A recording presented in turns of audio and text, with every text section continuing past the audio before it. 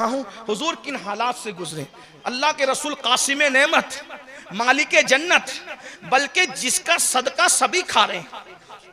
आसमां खान, जमी खान, जमाना मेहमान, साहिब खाना लक़ब किसका है तेरा तेरा। आपको खुदकुशी करने में मजबूर करती है तो ये भी सुन लें। बयान किया जाता है, मैं अपने अल्फाज के जामे में पेश कर रहा हूँ। बयान किया जाता है एक मर्तबा दोपहर की मदीने मुनव्वरा की चिलचिलाती धूप है, उसको सुन ले जरा। और हुजूर अलैहिस्सलाम की सीरत हमें कितना हौसला देती है उसको भी सुन। मदीने मुनव्वरा की चिलचिलाती हुई धूप है। उस चिलचिलाती हुई धूप में अचानक मेरे आका के यार गार और बाद में बनने वाले यार मजार भी सिद्दीक अकबर सिद्दीकुल अकबर घर के बाहर चिलचिलाती धूप में निकले।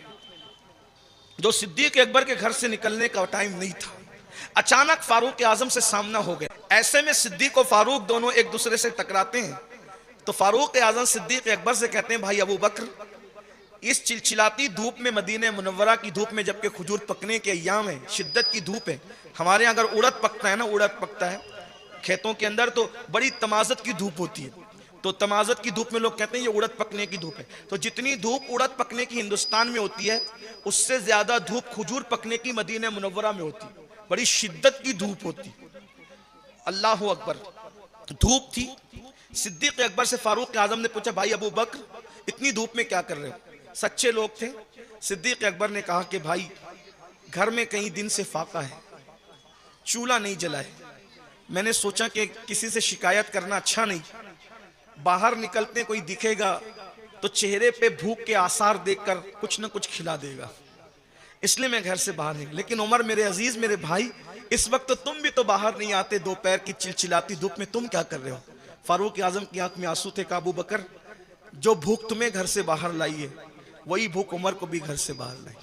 दोनों ये बात ही कर रहे थे कि देखा सामने से आमिना का चांद तुलू हुआ और अल्लाह के रसूल अलैहिस्सलाम सामने से आए। दोनों को सलाम किया तो दोनों यारों ने कहा, हमारे माँ बाप आप पे कुर्बान आका, ये बताएं कि इस धूप में आप कहाँ तशरीफ ले जा रहे?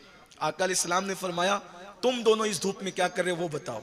दोनों ने अर्ज़ की, सरकार घर में कई दिन का फाका है, खाने को कुछ नहीं है, घर के बाहर इसलिए आ गए कि कोई देख लेगा, चेहरे पे भूख के आसार पड़ लेगा तो कुछ खिला देगा। हमारे आका, हमारी जान, हमारे ईमान की जान, आप इस धूप में क्यों तशरीफ लाए, क्यों जहमत फरमाई, वजह क्या है? तो मेरे करीब ने फरमाया कि तुम लोग 3 दिन के 5 दिन के भूखे हो, मेरे घर में तो महीने भर से चूल्हा नहीं जला।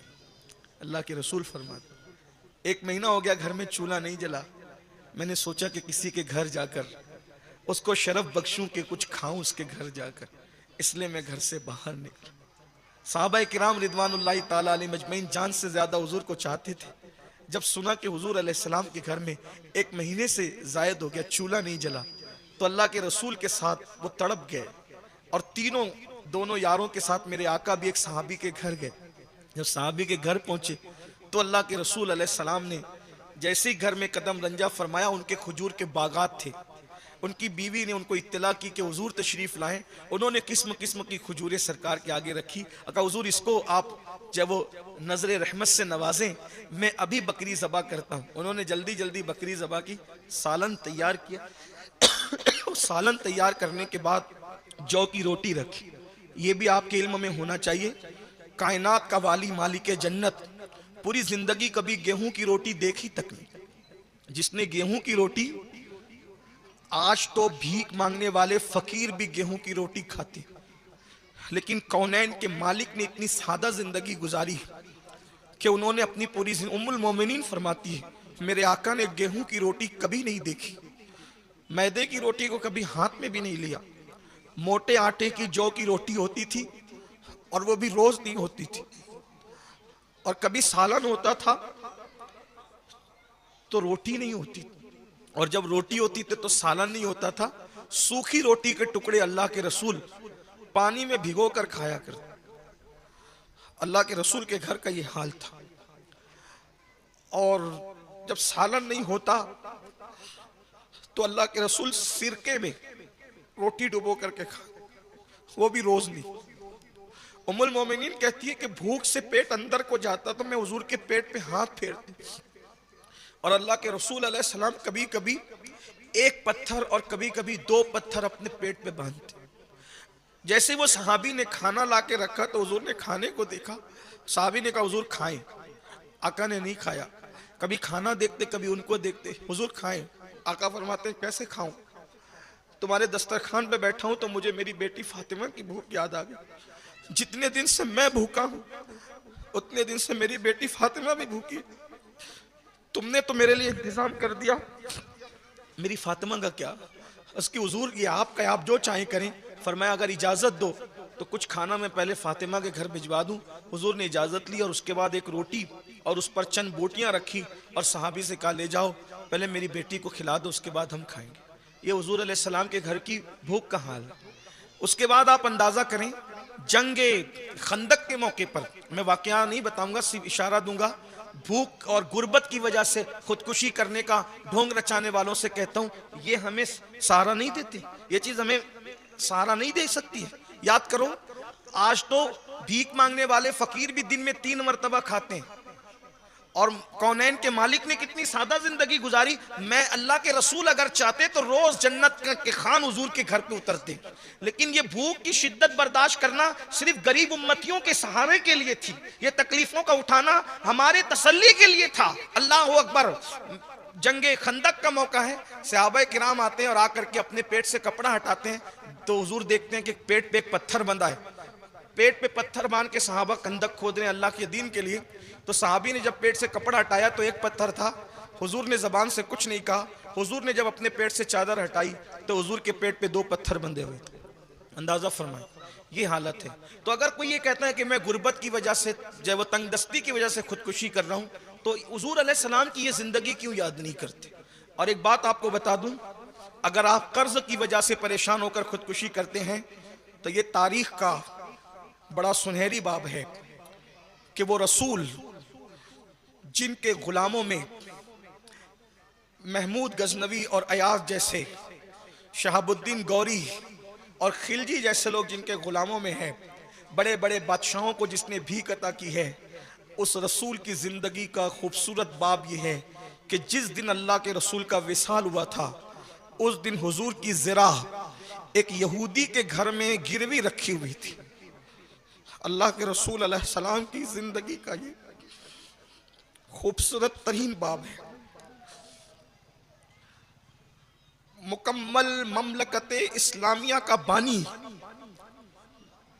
कई शहरों पर ज़ाहिरी हुकूमत और हकीकत में ज़मीन और आसमानों का हाकिम जब दुनिया से जाता है तो उस दिन अल्लाह के रसूल के अपनी खुद की ज़रा एक यहूदी के घर में कर्ज की वजह से गिरवी रखी हुई थी।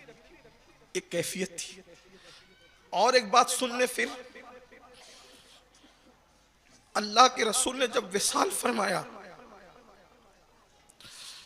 तो अल्लाह के रसूल को नए कफन में भी कब्र अनवर में आराम के लिए नहीं लिटाया गया।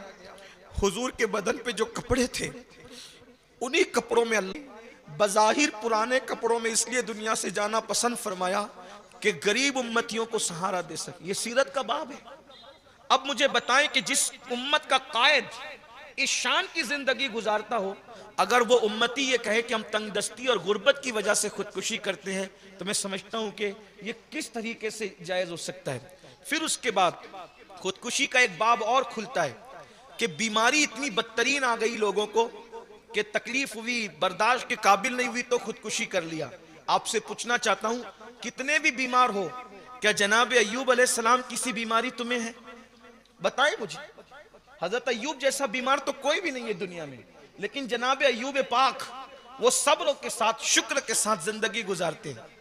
और उसके बाद हजरत अय्यूब पाक इतने बीमार हो जाते हैं कि जिस्म पे जो आबले पड़े थे उन आबलों की वजह से सबने साथ छोड़ दिया। बीमारी की वजह से दोस्तों ने साथ छोड़ दिया, अहबाब ने साथ छोड़ दिया, सब साथ छोड़ गए, नबी का साथ सब छोड़ गए। इसका मतलब ये दुनिया ही तो है। ये दुनिया शादी में भीड़ करती है, गमों में कौन भीड़ करता है? कहने वाले ने कहा है शरीके जश्न हजार है, शरीके गम कोई नहीं। शरीके जश्न हजार है, शरीके गम कोई नहीं। हुसैन आज भी तन्हा है करबला की तरह। हुसैन आज भी हर गमगीन आदमी तन्हा रह जाता है, लेकिन आपसे कहता हूं मोहब्बत सबसे करो, ताल्लुक सबसे रखो, प्यार सबसे करो, लेकिन अगर दिल का रिश्ता किसी से जोड़ना है तो अल्लाह और उसके रसूल से जोड़ करके रखो, जो गमों में भी काम आते हैं, खुशियों में भी काम आते हैं। उनके निसार कोई कैसे ही रंज में हो, जब याद आ गए हैं सब गम भुला दिए। हजरत अय्यूब पाक के सारे बच्चे मर गए, सब साथ छोड़ गए। हजरत अय्यूब पाक जो महल में रहा करते थे, एक गार में रहने लगे, जंगल में रहने लगे। और उसके बाद अय्यूब पाक को फिर वो वक्त भी आया कि बीमारी ने आपके दिल पर असर करना चाहा और बीमारी ने जबान पे असर करना चाहा, तो अय्यूब पाक ने एक जोर की सर्द आग खींची, तो कुदरत की तरफ से जवाब आया, अय्यूब क्या अब आप हमारी शिकायत करने लगे? तो अर्ज करते नहीं मौला, शिकायत नहीं करता, बल्कि तड़प इसलिए गया हूं, अब तक तो बीमारी ने पूरा जिस्म खाया है, बीमारी ने पूरे जिस्म को कमजोर किया है, लेकिन तड़पा नहीं। अब तड़प इसलिए होती है कि बीमारी दिल और जबान पे हमला कर रही है, तो मुझे दिल और जबान की हिफाजत चाहिए। तो इरशाद हुआ, क्यों चाहते हो? सब तो लुटा दिया, क्यों चाहते हो? कहा मौला वो भी जबान इसलिए महफूज रखना है कि जबान तेरा जिक्र करती रहेगी, और दिल इसलिए महफूज रखना है कि दिल तेरी याद करता रहेगा। अदा पसंद आई, इरशाद हुआ, तुमने हक अदा किया, हक के बंदगी की तरफ तुम आए, अब जरा पैर जमीन पे मारो। हजरत अय्यूब ने पैर जमीन पे मारा, चश्मा निकला, गुस्ल किया, तो अल्लाह ने पहले से ज्यादा हुस्न अता फरमा, शिफा अता फरमा दी। याद रखना, मुसीबत से डर के, बीमारी से डर के खुदकुशी करने वालों, हदीस पाक है, क़यामत के दिन अल्लाह तबारक व तआला जब मुसीबत और बीमारी उठाने वालों को सिला अता करेगा, तो लोग उस वक्त तमन्ना करेंगे कि काश हमें आरों से चीर दिया जाता तो हमें भी ये सिला नसीब होता। इसलिए मुसीबतों से तंग आकर, बीमारी से तंग आकर के इस तरह नहीं करना चाहिए, किसी तरह की इजाजत नहीं है। एक और आखिरी बात इस सिलसिले में अर्ज कर दूं ताकि आपको मजीद हौसला मिले। कुछ लोगों पर गंदे कामों का इल्जाम लग जाता है, शरीफ लोगों, तो भी लोग खुदकुशी करें। किसी औरत पर इल्जाम लग गया कि ये इसका तो फलाना के साथ चक्कर है, हालांकि वो है पाक दामन, ये तो फलाने के साथ और ये तो फलां के साथ, कुछ ओपन कह दूं ताकि बच्चों को भी समझ में। जिना का इल्जाम लग जाता है, बदकारी का इल्जाम लग जाता है। भाई अगर आदमी मुजरिम है तो कुदरत खुद ही सजा दे, और अल्लाह सजा देता है मुजरिमों को, लेकिन पाक दामन शरीफ लोगों के लिए तो इल्जाम ही मौत से भी बहुत ज्यादा सख्त तर होता है। तो लोग उस इल्जाम में परेशान होकर के खुदकुशी कर लेते हैं। मैं आपसे पूछता हूं कि आप हजरत यूसुफ को याद नहीं करते? अंदाजा कर, हजरत यूसुफ को कुरान सिद्दीक कहता है, यूसुफ सिद्दीक। यानी ये दुनिया किस कदर बेवफा है, ये दुनिया किस कदर लाउबाली है, ये दुनिया में किस कदर जो है बदतमीजियां हैं कि ये लोग मासूमों को न छोड़े। तो जो फरमाए, हजरत यूसुफ सिद्दीक पर इल्जाम लगा, और उसके बाद हजरत यूसुफ सिद्दीक पे इल्जाम लगा, यूसुफ सिद्दीक अलैहिस्सलाम ने जेल में रहना गवारा किया, कैद खाने में रहना। अल्लाह के पैगंबर को 10 साल तक कमोबेश जेल में कैद खाने में रखा गया, इल्जाम लगाया गया, पूरे मिस्र में बातें होने लगी। लेकिन याद रखना, हजरत यूसुफ अलैहिस्सलाम यही कहते थे, मौला इल्जाम लगाने वाले तो इल्जाम लगाते, तस्फिया में तुझसे चाहते, तू सफाई पे। और फिर अल्लाह ताला ने कैसे हालात बनाए, याद रखना, अगर बंदा सब्र करे तो कुदरत की तरफ से इमदाद कैसी आती है। अल्लाह ने हालात कैसे बनाए कि अल्लाह अकबर, पूरा मिस्र जो है वो कहत के खतरे में आने लगा और उस पर कहत का खतरा मंडलाने लगा। तो उसके बाद मिस्र के बादशाह ने कहा उस जवान को बुलाओ, तो हजरत यूसुफ ने कहा अब वक्त आया है। एक बात याद रखना, किसी इल्जाम के लगने पर सफाई पेश करना फौरन जरूरी नहीं होता, बल्कि वक्त का इंतजार करना पड़ता है। हजरत यूसुफ अलैहिस्सलाम ने वक्त का इंतजार किया, और जब उन्होंने कहा क्या है, तो तब वो औरतें बुलाई गई और उन्होंने कहा यूसुफ तो बेकसूर है, कसूर तो हमारा है। और फिर हजरत यूसुफ अलैहिस्सलाम कैद खाने से निकलकर मिस्र के बादशाह बनाए गए। और बात आ गई, कुछ लोग इसलिए भी खुदकुशी करते हैं कि वो प्यार और मोहब्बत में नाकाम हो जाते हैं, ये भी नाकाम हो जाते हैं। मेरी बहनें यहाँ पर मौजूद हैं, सास के ताने से, ससुर के ताने से, नंदों के ताने से वो ये कदम उठाती है, ये गलती ना करो। एक लड़की ने गुजरात में घर वालों के तानों से खुदकुशी की, किसका क्या गया, ये किसका क्या गया, उसकी अपनी जान गई। और इस्लाम तो यही कह रहा है कि खुदकुशी करने वालों के लिए मुद्दतो जहन्नम है। इसलिए तानों से भी खौफ ना करें। एक बात आपको बताऊं, दुनिया ताना देती है, अल्लाह उस पर भी तुम्हें अजर अता फरमाते, सवाब अता फरमाते। बल्कि हदीस पाक में आया कि जो हक पर होने के बावजूद झगड़े से परहेज करे, अल्लाह के रसूल फरमाते मैं उसको अपने साथ जन्नत में ले जाऊंगा। इसलिए छोटे मोटे झगड़ों से खुदकुशी करने की कोशिश नहीं करनी चाहिए। तो मैं जो बात अर्ज करने चला था वो बात अब एंड की तरफ जाती है, टाइम भी मुकम्मल होता है कि कुछ लोग मोहब्बत करते हैं, नाजायज़ मोहब्बतों में मुब्तला होते हैं, फिर उसमें नाकामी हो जाती है। अव्वल चीज़ तो ये है कि इस्लाम जिसको तुम मोहब्बत कहते हो उसकी इजाज़त नहीं देता, ये कोई मोहब्बत नहीं है। शादी से पहले किसी भी मोहब्बत की इजाज़त नहीं है, जिसमें मैं समझता हूँ कि आज तकरीबन 40-50% लड़के और लड़कियां मुब्तला हैं फिल्में देखकर, सिनेमा देखकर, सीरियल देखकर, और ये फैशन बना है। और जितने लोग मोहब्बत में मुब्तला होते हैं 2% लोग भी उसमें कामयाब नहीं होते, और जो 2% उसमें बज़ाहिर शादी भी हो जाती है तो वो शादी भी मशकूक रहती है।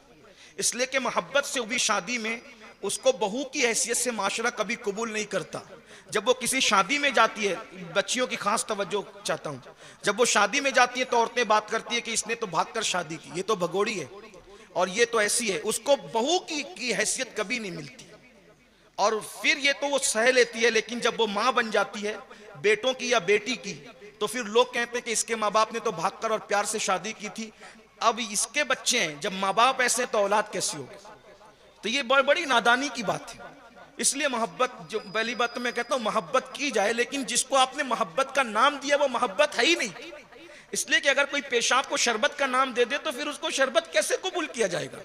और हमारे यहाँ लव मैरिज का कोई तस्वुर नहीं है, हमारे यहाँ अरेंज मैरिज है। जिस वक्त जनाब खदीजतुल कुबरा ने अपनी सहेली नफीसा से कहा था कि जाकर मोहम्मद से गुफ्तगू करो कि हम उनके साथ निकाह करने के लिए तैयार है, वो क्या फरमाते हैं, तो जब नफीसा ने आकर के कहा था कि आप निकाह क्यों नहीं करते, तो फरमाया कि मैं निकाह क्यों नहीं करता, मेरे पास फिलहाल तो खुद का मकान भी नहीं है, तो मैं कैसे निकाह करूंगा। तो कहा वो इंतजाम हो जाएगा, आप निकाह करें। तो कहा किसके साथ, तो कहा खदीजा के साथ, आप क्या कहते हैं। तो मेरे आका ने जो फरमाया था उसका मफहूम पेश कर रहा हूं अपने अल्फाज के जामे में। फरमाया शरीफों का निकाह, शरीफों के रिश्ते ऐसे रास्तों में तय नहीं होते। मेरे चचा लोग मौजूद है, जाकर मेरे चचाओं से बात करो, अगर वो इसको कबूल करेंगे तो मैं भी कबूल करूंगा। अल्लाह के रसूल अलैहिस्सलाम अपने चचाओं पे डाल रहे हैं, अल्लाह के रसूल मुख्तार कायनात, मुख्तार कुल। और हुजूर फरमाने कि जिसका मफहूम यह है कि शरीफों के रिश्ते रस्ते में तय नहीं होते, रस्ते में तय नहीं होते तो फेसबुक पर कैसे तय हो सकते हैं, इंटरनेट पर कैसे तय हो सकते हैं, व्हाट्सएप पे कैसे तय हो सकते हैं। आप अंदाजा फरमाए ये क्या बला आ गई है। हंसने की बात नहीं है, बड़े दुख की बात है। तो जिसको आप मोहब्बत और प्यार का नाम देते हैं ये खालिस नफसानियत है, इसमें कोई जो है वो इस्लाम आपकी तायीद नहीं करता। और फिर इसमें नाकाम होते हैं, कोई पागल हो रहा है, कोई मर रहा है, कोई खुदकुशी कर रहा है, ये सारी चीजें। अब आपको मैं इसका हल बताता हूँ, इलाज। अगर दिल में मोहब्बतें इसीलिए ठाठे मार रही है या किसी से प्यार ही करना है, तो भाइयों जिनके बदन से बदबू आती है उनको दिल क्यों देते हो। जो ब्रश न करे तो उनके मुंह से बदबू आती है, उनको दिल क्यों देते हो। जो कंघी न करे तो उनके बाल जो है वो चिड़िया का उजड़ा हुआ घोंसला मालूम हो, उनको दिल क्यों देते हो। जो अगर 18 साल के बाद 40 साल की उम्र तक आए तो जवानी ढल जाती है, उनको दिल क्यों देते हो। अल्लाह अकबर। जो धोखा करें उनको दिल क्यों देते हो। जिससे मोहब्बत करने की बुनियाद पर अगर मोहब्बत छुपाओ तो पागल हो जाओ, मोहब्बत छुपाओ तो घुट घुट के मरो, और इजहार कर दो तो जलील हो जाओ, इनको दिल क्यों देते हो। अब आप कहेंगे क्या कोई ऐसा भी है कि जिसको जवानी के बाद बुढ़ापा नहीं आता। हमने कहा बिल्कुल है, और वो महबूब कोई मामूली महबूब नहीं, वो तो अल्लाह का महबूब है जो 63 साल की उम्र में भी कभी बूढ़ा नहीं हुआ। खुदा ने उनको 63 साल की उम्र में भी जवानी अता की। अल्लाह अकबर। और अल्लाह अल्लाह वो कंघी तो तालीम उम्मत के लिए करते थे, वरना खुदा ने उनकी जुल्फों को ये मकाम अता किया कि उनकी जुल्फें कभी सोने में भी नहीं बिखरा करती थी। उनके मुंह से मुश्क की खुशबू आती थी, उनके पसीने से खुशबू आती थी। उनका हुस्न कितना बेमिसाल था। मेरे इमाम कहते हैं और बड़े मजे में कहते हैं, फरमाते हैं वो गुल है लबहाए नाजुक उनके, वो गुल है लबहाए नाजुक उनके, हजार झड़ते हैं फूल जिनसे। ये मालेगांव की जमीन शेरो अदब की जमीन है। खुद हमारे मिंबर पर कई शोरा, उलमा के साथ शोरा भी मौजूद है। आपसे कहना चाहता हूं याद रखना ये इमाम अहले सुन्नत का तखज्जुल है हुस्न मुस्तफा के लिए, और आप आसानी से समझ जाएंगे क्योंकि ये मेरी मेरी जमीन इल्म और अदब का गहवारा है, शायरी की जमीन है, अदब की जमीन है, इल्म की जमीन है, अल्लाह अकबर, कलम और दवात की जमीन है। आपको मालूम होगा तखज्जुलात की दुनिया कितनी उरूज पर होती है। एक बात याद रखें, हमेशा ये दुनिया का दस्तूर है कि गुलाब हमेशा गुलशन में होता है, कभी गुलशन गुलाब में नहीं हो सकता। ये नामुमकिन है, ये फितरत के खिलाफ है। इसलिए कि गुलशन पूरा सिमट कर, क्योंकि गुलशन कहते उसको है जिसमें कई तरह के गुलाब मौजूद हो, बल्कि कई तरह के फूल मौजूद हो, कई तरह के गुल मौजूद हो, उसको गुलशन कहते हैं। अल्लाह अकबर। फूलों के बाग में और गुलशन में फर्क ये है कि जो फूलों का बाग होता है वो एक ही क्वालिटी के फूलों का बाग होता है, लेकिन जो गुलशन होता है उसमें गुलाब भी होता है, चमेली भी होती है, चंपा भी होती है, नसरीन भी होती है, नस्तरन भी होती है, और उसके बाद कमल भी होता है। अल्लाह अकबर। कितने फूलों के नाम लिए जाएं, वरना फूलों के नाम पर गुफ्तगू तमाम होगी। तो कई फूलों की क्वालिटी का जब वो गुलशन सजता है तो गुलशन होता है, लेकिन याद रखना फूल गुलाब का गुलशन में हमेशा होता है, पूरा गुलशन किसी गुलाब में सिमट कर नहीं आता। ये एक बात। दूसरी बात ये कि फूल से कभी फूल नहीं झड़ सकते, फूल से कभी फूल नहीं झड़ सकते। इमाम अहमद रजा कहते हैं, गुलशन इमाम अहमद रजा के साए में बैठने वालों, इमाम अहमद रजा कहते हैं फूल से फूल नहीं झड़ते, लेकिन मेरा फूल ऐसा है, वो गुल है लबहाए नाजुक से हजार झड़ते हैं फूल से, वो गुल है लबहाए नाजुक के हजार झड़ते हैं फूल जिनसे। गुलाब गुलशन में देखे बुलबुल, ये देख गुलशन गुलाब में है। ओ बुलबुल तो गुलशन में गुलाब तो देखती है, आज जरा देख ले पूरा गुलशन।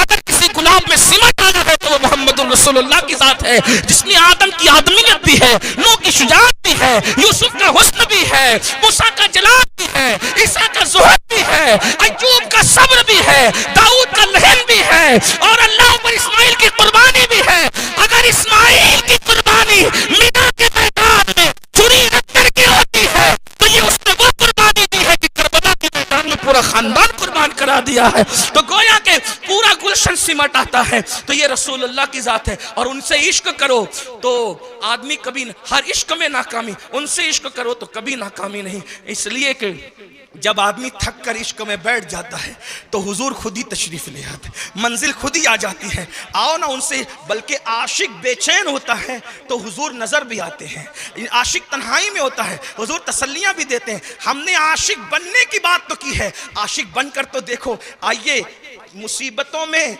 लोग साथ छोड़ते हैं और हुजूर जब मुसीबतें शबाब पर होती है तो खुद तशरीफ ले आते हैं। बड़ा खूबसूरत वाकया याद आ गया, उसी पर बात खत्म करता हूँ और नशे पर फिर कभी गुफ्तगू कर लेंगे, इसलिए कि बड़ी कई गुफ्तगू हो चुकी। लेकिन आइए, एक नाम है बड़ा खूबसूरत सा नाम, इसी हिंद की सरजमीन पर एक आशिक का, शहीद मिल्लत मौलाना सैयद किफायतुल्लाह काफी मुरादाबादी, आज़ादी के बहुत बड़े हीरो हैं। जिहाद का फतवा जो अंग्रेजों के खिलाफ पढ़ा गया था, काफी मुरादाबादी उसमें पेश थे। काफी को मुरादाबाद की जेल में रखा अंग्रेजों ने, और उसके बाद अंग्रेजों ने कहा काफी तुमने बगावत में हिस्सा लिया है, वो जो 1857 का इंकलाब था जिसको अंग्रेज गदर कहता है, तो कहा तुमने बगावत में गदर में हिस्सा लिया है, हम तुम्हें फांसी देंगे। काफी ने कहा दे दो। आप कहते हैं कितना कितना आसान है मरना। मैंने कहा बिल्कुल आसान इसलिए है कि जो इश्क करता है ना, उसके लिए मदीने जाने से ज्यादा खुशी मर जाने में होती है। आशिक मौत तो नहीं मांगता, लेकिन मौत से डरता भी नहीं, वो इस्तिकबाल करता है मौत का, क्योंकि आका इरशाद फरमाते अल मौत जिस्रुन यूसिलु हबीब अल हबीब, मौत एक पुल है जो मुहिब को महबूब से मिला देते।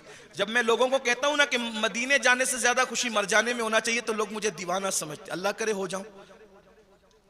तो आप कहेंगे मदीने जाने से ज्यादा मर जाने में खुशी क्यों? मैंने कहा मदीने जाओ तो गुंबद नजर आता है, मर जाओ तो गुंबद वाला बेहिजाब नजर आता है।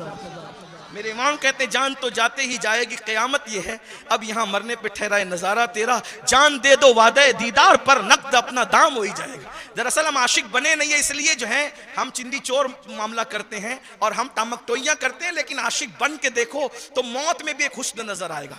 अल्लाह अकबर। तो काफी ने कहा, सैयदी काफी मुरादाबादी कहते हैं ठीक है भाई फांसी देनी है दे दो, लेकिन हम तो अंग्रेजों से सुलह नहीं कर सकते, दे दो फांसी।